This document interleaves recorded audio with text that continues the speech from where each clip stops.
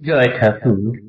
শ্রী শ্রী রামকৃষ্ণ পুঁথি চতুর্থ খণ্ডের অন্তর্গত ঈশ্বর বিদ্যাসাগরের সঙ্গে কথোপকথন এই অধ্যায় থেকে আজ আমরা সপ্তম দিন পাঠ করছি। পর্ব 557, পৃষ্ঠা সংখ্যা 363 এর শেষ অংশ থেকে 364 এর অর্ধেক অংশ পর্যন্ত।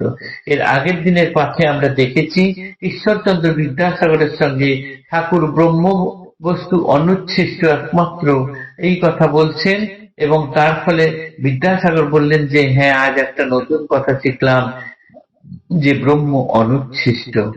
তারপর ঠাকুর বললেন যে সুখদেবাদী ঋষিগণ এই ব্রহ্মসাগরের কিনারায় গিয়েছিলেন মাত্র, বা কেউ এতটুকু এক দুকণা ব্রহ্মসাগরের জল পান করেছেন, অথবা এই ব্রহ্ম হলো এক হিমালয় সদৃশ্য চিনির পাহাড়।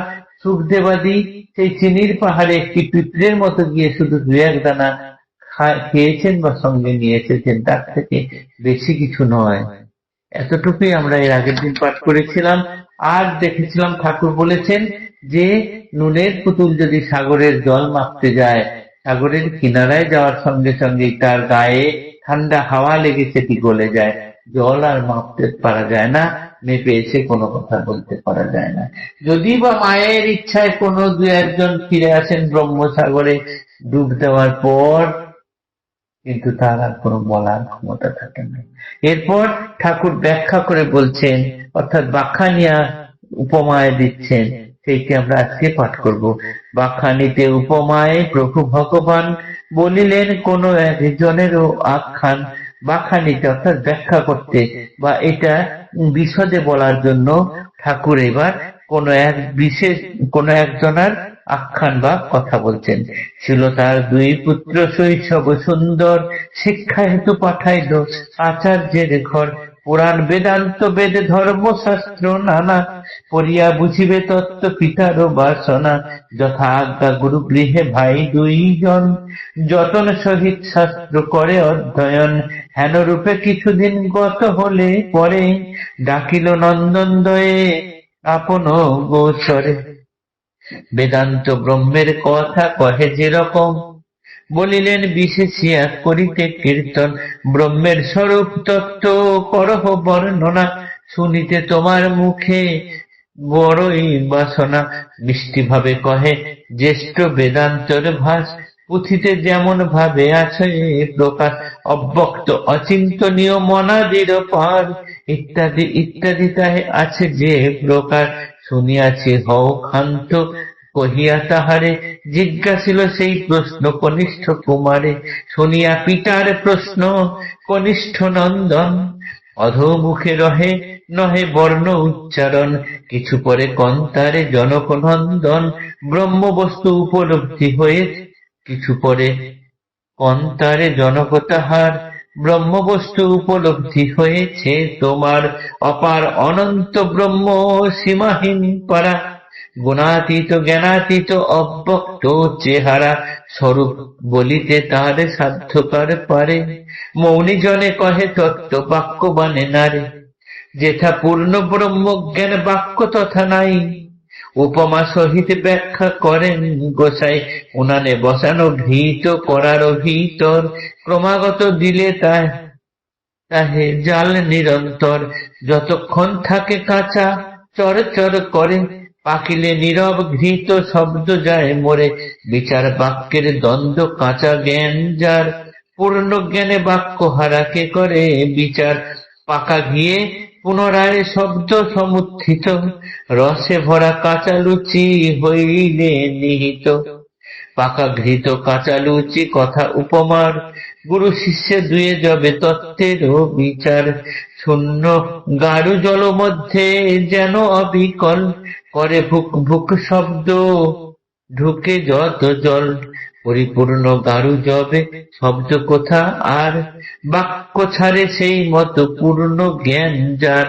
কামিনী কাঞ্চন মনে যতক্ষণ রয়, ব্রহ্মবস্তু উপলব্ধি হইবার নয়।